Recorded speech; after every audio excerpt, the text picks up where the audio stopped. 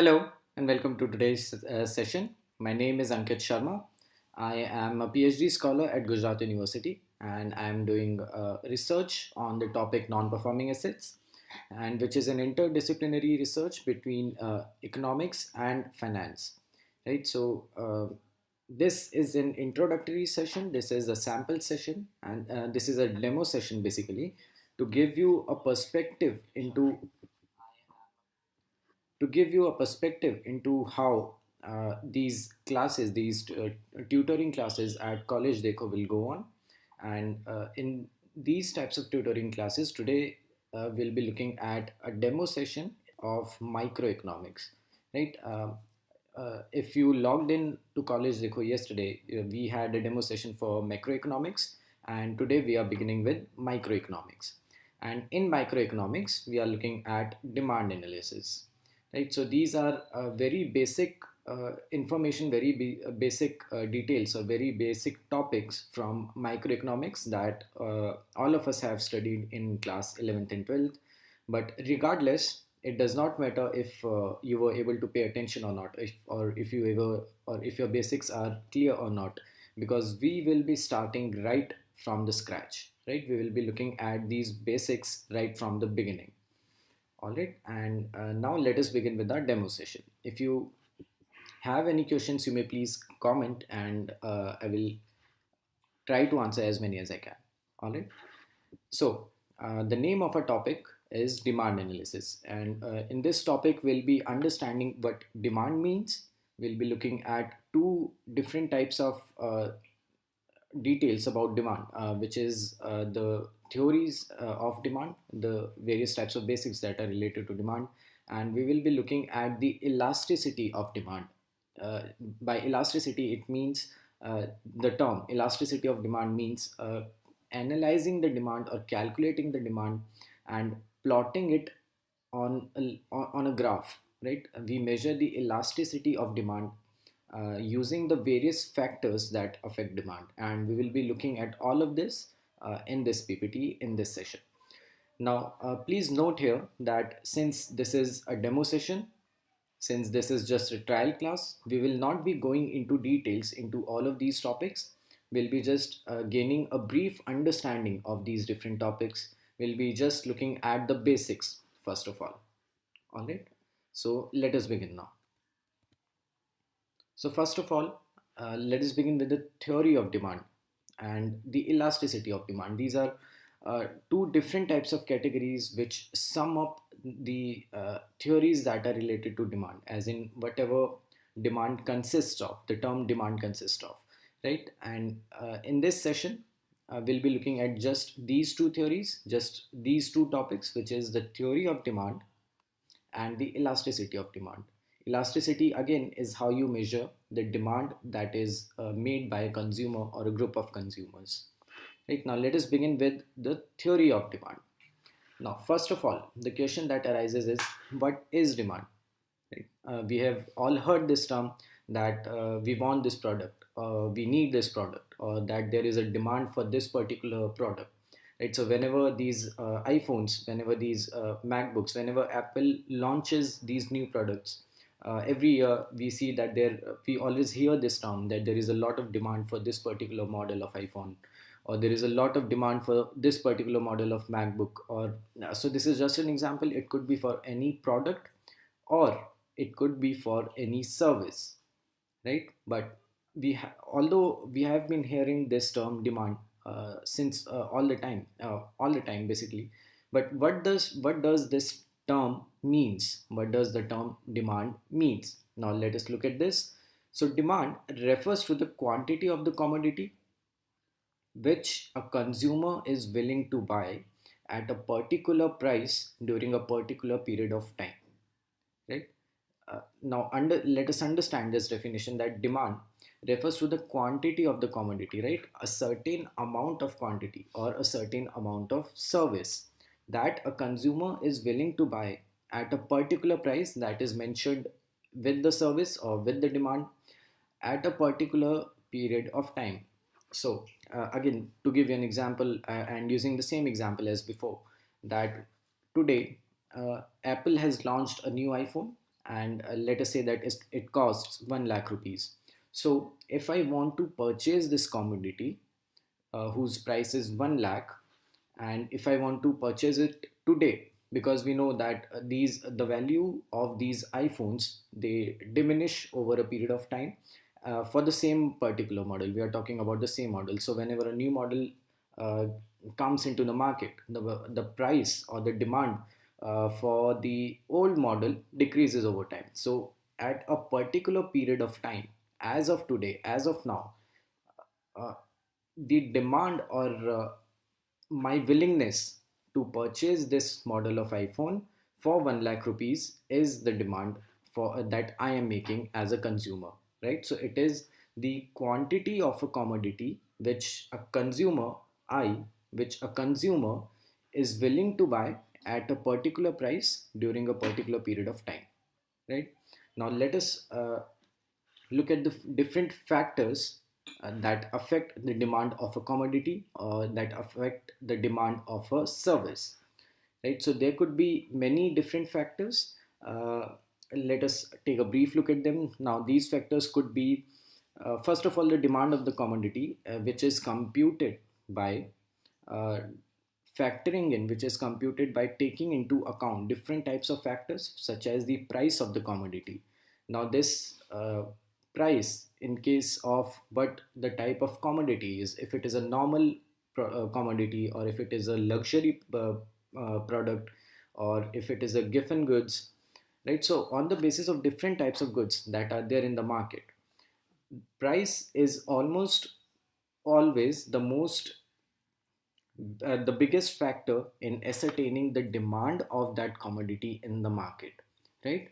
So these factors could be from could be these could there could be any amount of factors that affect the demand, but the most important in theory is the price of the commodity, because in certain goods, in most of the cases, the thing that happens that in the practical market is that the price of the commodity and the demand of the commodity are, it could be directly proportional, or it could be in proportional, right?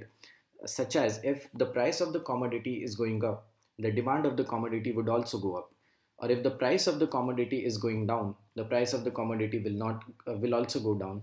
Now on the other hand, the exact opposite of this, which is that if the price of the commodity is going up, the demand of the commodity will go down, or if the price of the commodity is decreasing, then the I'm sorry if the price of the commodity is decreasing, then the demand of the commodity will increase, right? So this was just one of the example, one of the factors that affect demand. Now another factor could be the price of some other good, right?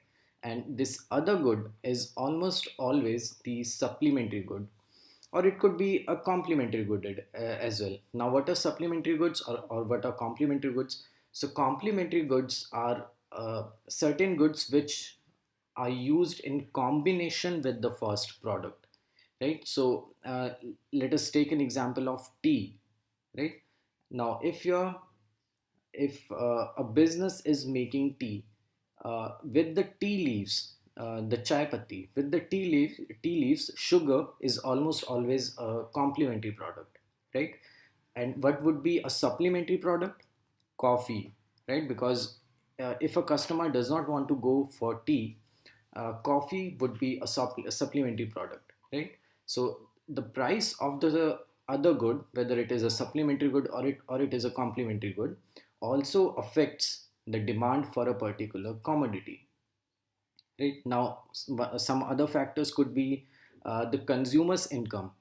All right, if the consumer's income, if the consumer is comfortable with the income, and if he or she can buy, let us say, a particular set of goods, a particular basket of goods, right? And if the income decreases, or if the income increases, then there would be a change in the willingness of the customer for either buying the same basket of goods, or either changing the contents of this basket of goods. Now he or she could either increase the amount of goods that are there in the basket, or he or she could decrease the amounts of goods that are there in the basket already, right? And another factor that affects demand could be the consumers taste and preferences, right, which keeps on changing, which keeps on changing.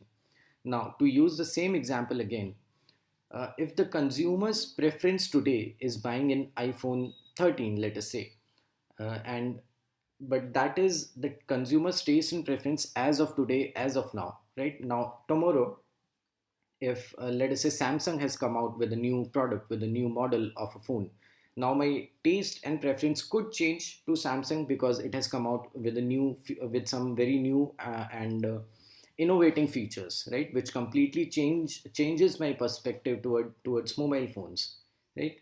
So the consumer's taste and preferences also matters a lot in deciding the demand for a commodity. All right, now these were some of the factors which you talked about. To give you a summary, these factors could be, first of all, the price of the commodity, the price of the other commodity, that is the supplementary good or the complementary good. Then we talked about the consumer's demand being the consumer's income being a factor in affecting demand. And then towards the last, we also talked about the consumer's taste and preference towards the commodity that is in question, right? Now, let us look at the law of demand. Now, what does the law of demand says? The law of demand states that there is a definite inverse relationship between the price of the good and the quantity demanded of that good. Right now, what does inverse relationship means? Now, inverse relationship means that uh, if two items are inversely proportionate with each other, then if the first product is going up, then the second factor is going down. If the first factor is going down, then the second factor is going up, right? So this is inverse relationship, as in whatever is happening with the first factor, the exact opposite thing will happen with the second factor. So the law of demand states that there is a definite inverse relationship between the price of the good and the quantity demanded of that good, which means basically that if the price of the good is going up, then the demand of that product should go down.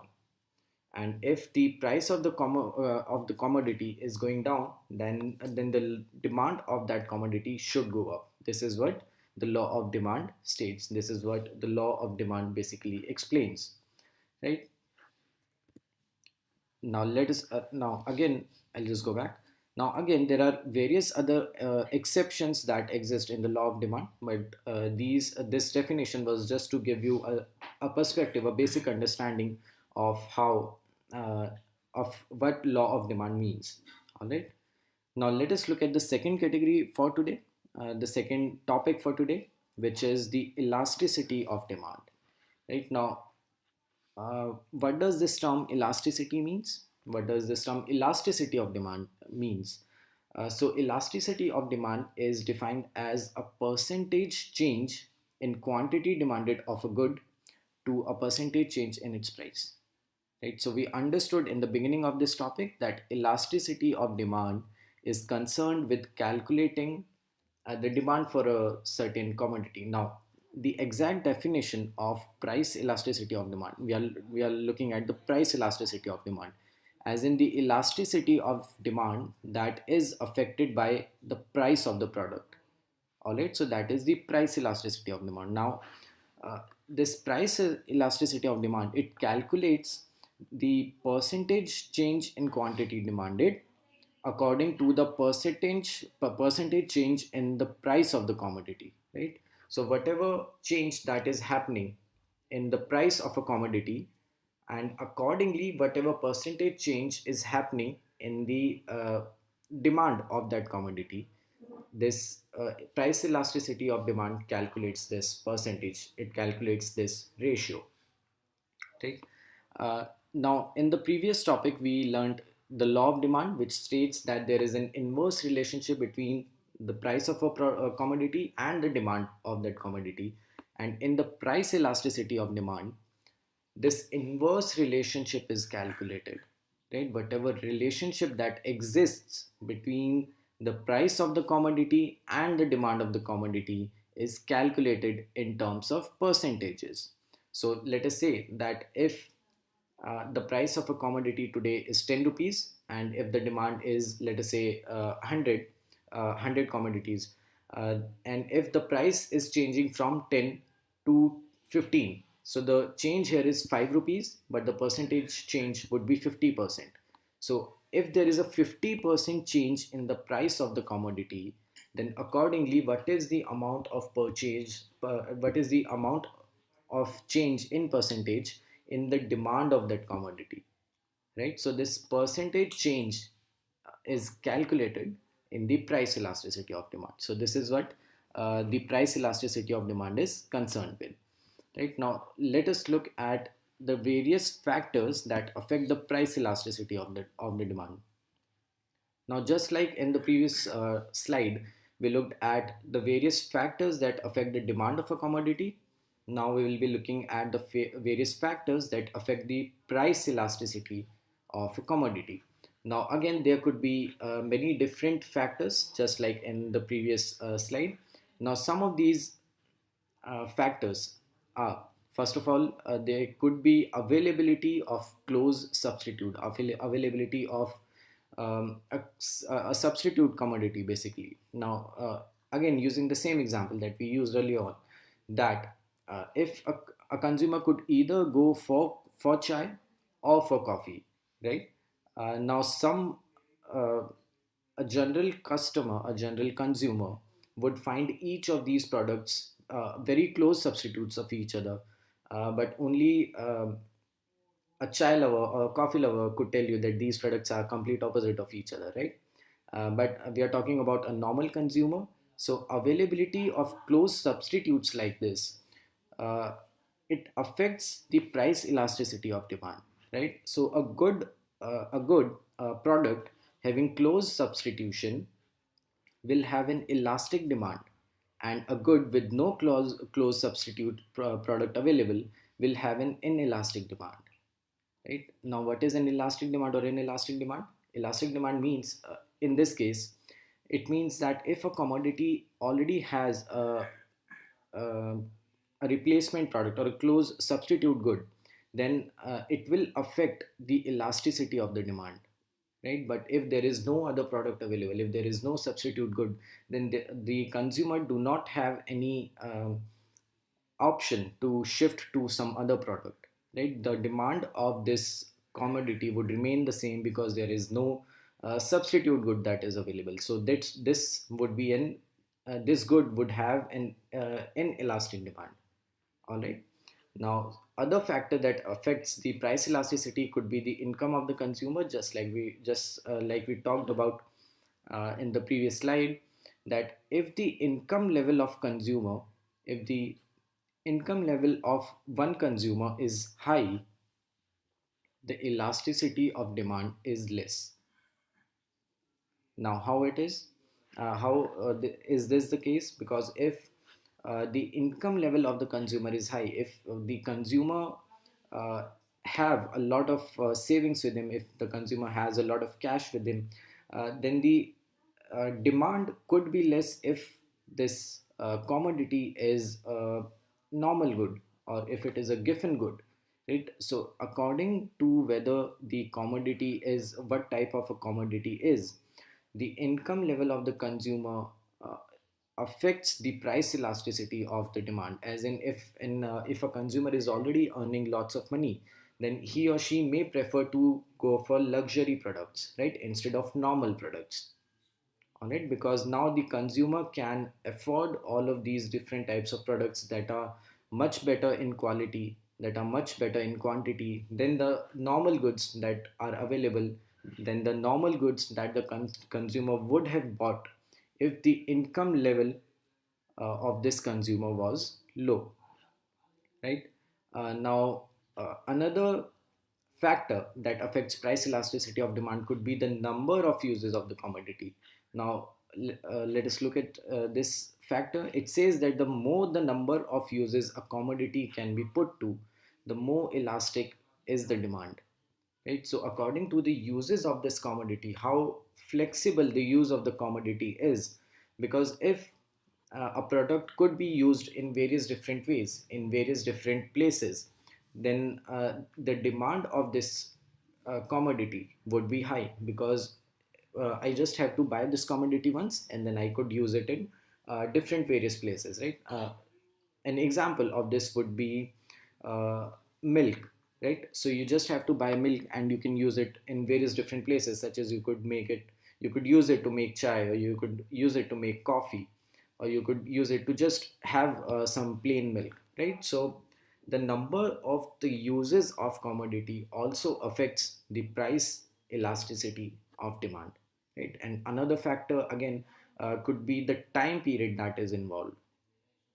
Now, how does time factor affect the price elasticity of demand?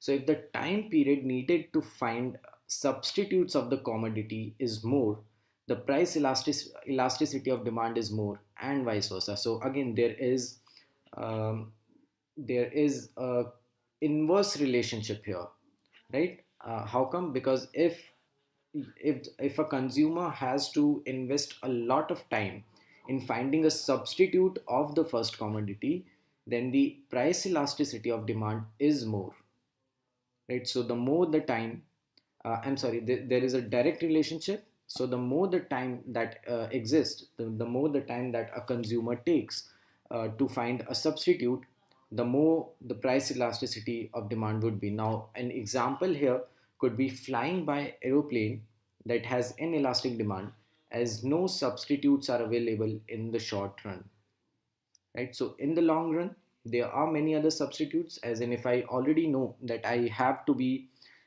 in a certain city on a certain date, then I could already start looking for different types of modes of transportations. I could either go by train, I could either go by road, right? There are various options available in the long run, but in the short run, if there is an emergency, if I have to be at a certain place very immediately, then there are no close substitutes available, right? Because flying cars are still a distant reality. Let us confess this. So, in terms of how much time does a customer or a consumer have to invest in order to find a close substitute, the price elasticity of demand would affect it. The price elasticity of demand would be affected by it, because again, the more the time the consumer has to invest, the more the price elasticity of demand would be, right? So these were a few factors that affect the elasticity of demand. There are various other factors, but since we are only looking at these factors in little details, so we only talked about a few of these factors. Now, the price elasticity of demand could be calculated using these various graphs that these demand curve is plotted on, right? And we use different factors such as the price and the demand, and how much the demand is increasing or decreasing on the basis of how much the price is decreasing or increasing. And all of these changes are plotted on a graph, and the demand curve is computed. The demand curve is assessed using these changes in the price and the demand of the commodity, right? And all of these could be covered in a very detailed session, which we would be looking at in one of the 1 hour sessions. So in this session, we basically talked about the demand analysis. We talked about two different categories, which were the theories of demand, where we looked at various types of theoretical aspects of demand, the definition or the factors that affect the demand of a commodity. We understood the terms substitute goods and complementary goods, and then we looked at the second category, which is the elasticity of demand. We understood what elasticity of demand means. We understood what price elasticity of demand means. And at the end, we looked at the factors affecting price elasticity of demand. Right? So all of this were to just give you a brief look into the demand analysis of a product.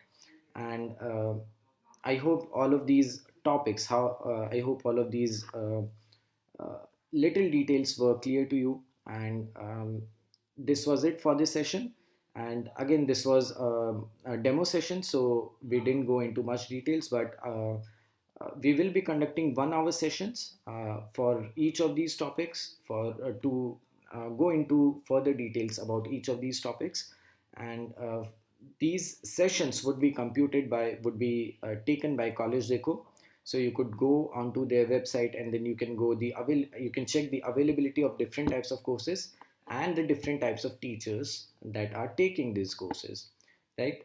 So this was it for this session, and I hope to see you someday in the 1 hour sessions, which are live classes, and where you could ask your doubts, and where all of these doubts would be cleared in detail, right? And these would be live sessions, and where live interaction would also take place, right? So I hope to see you in these live sessions one day, and this is it for this class. All right, thank you so much. I hope you had a good learning.